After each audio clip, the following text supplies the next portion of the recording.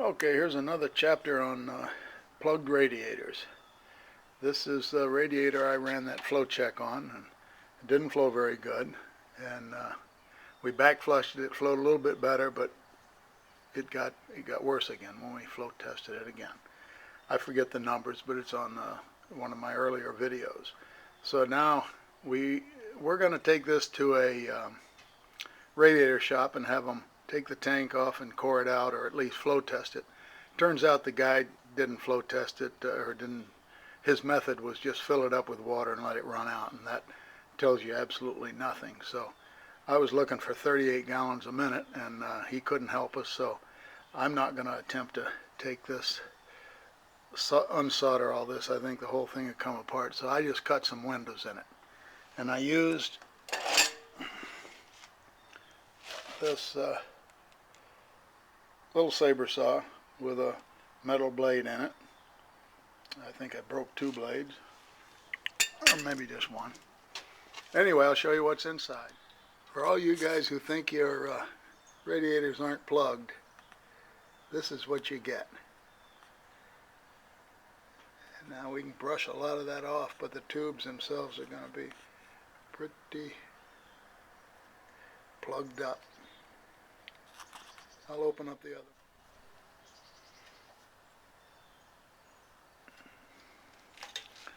What have we, oh my goodness. That's a pile of stuff. Well, obviously it was a nest. And I guess everybody doesn't have a nest, but if the thing's been sitting around, you certainly will. I don't know what was living in here, but it'll take a shovel to get it out. I got a lot out, probably over a cup full. And there's a walnut shell. Probably a black walnut tree was somewhere in the vicinity. And I'll get the shop vac and see if I can clean that out. This is what it looks like after the shop vac. You got 3 rows. Oh man, I still got junk over there. You got 3 rows. Hard to catch that last row. And they're plugged up. What's this side look like? Oh, this is a little better. Guess we know which way this guy was leaning. Okay, this is what I want a radiator shop to do, darn it. Oh, that one's plugged. Oh, what's plugged? I'll try this one, looks clear. Now that's clear, at least the diameter of a welding rod. I'd like to have a ribbon to push down there or something that would clean it out. But if you are too aggressive, you poke a hole in the tube, because they're old, tired tubes.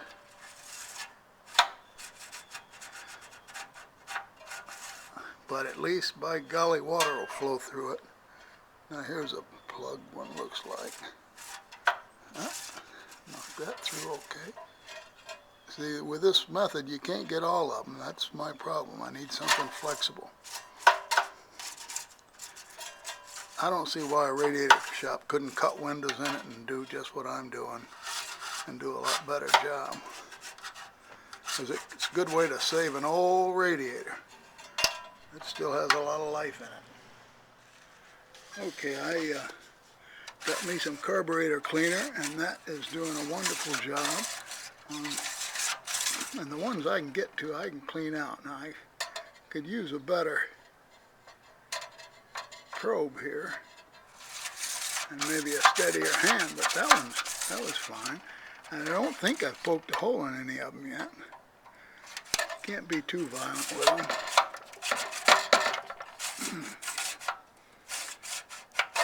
See, I'm poking just a round hole down there, and I'm not getting the full slot.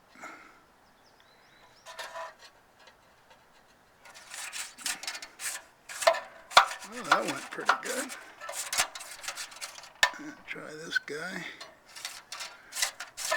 I don't want to bore you with all this business, but it is kind of interesting. Oh, that guy's clear.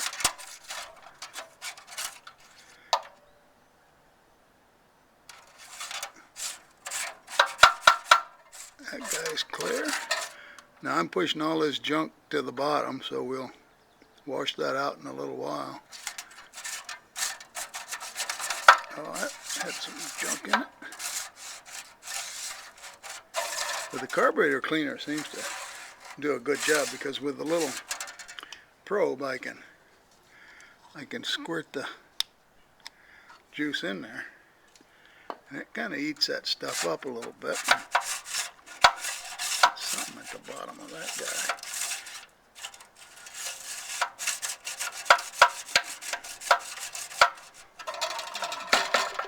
Give it a little shot.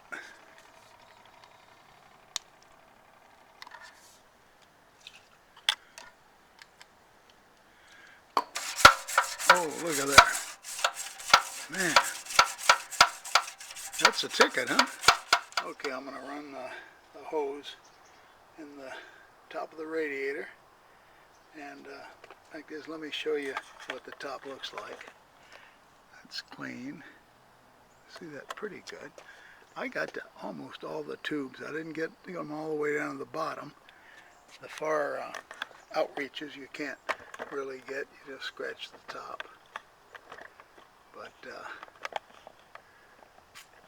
But I was surprised. I got most of the rows of tubing.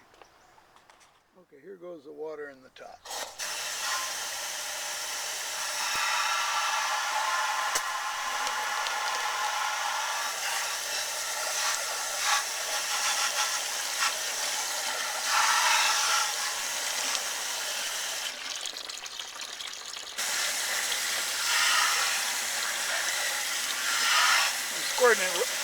I'm squirting it right on top of the tube.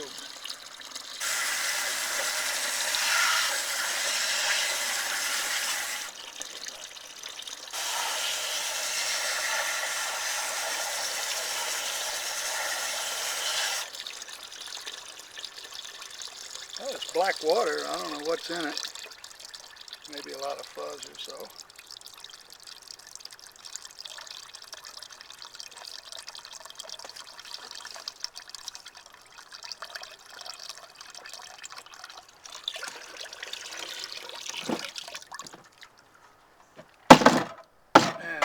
Are heavy. Okay, let's see what we got in the bucket. Okay, just to review, I used, of course, kind of bent up now. It looks like an 1/8 inch welding rod. It's the only one I had. I think if you had two, you could run them down side by side and being careful, maybe clear out more of the tube. And then for the ones I could hardly reach, this looks like a 1/16 welding rod, and it's brazing rod. And it's pretty flexible, and you could get out, and all you could do is clean out the very top edge. But here's what I got when I ran that stuff through, and you can see the bucket is a mess. And by the way, that stuff that comes off the welding rod when you're doing it, combined with a liquid wrench, it hardly washes off with the hand cleaner. So this is what I got.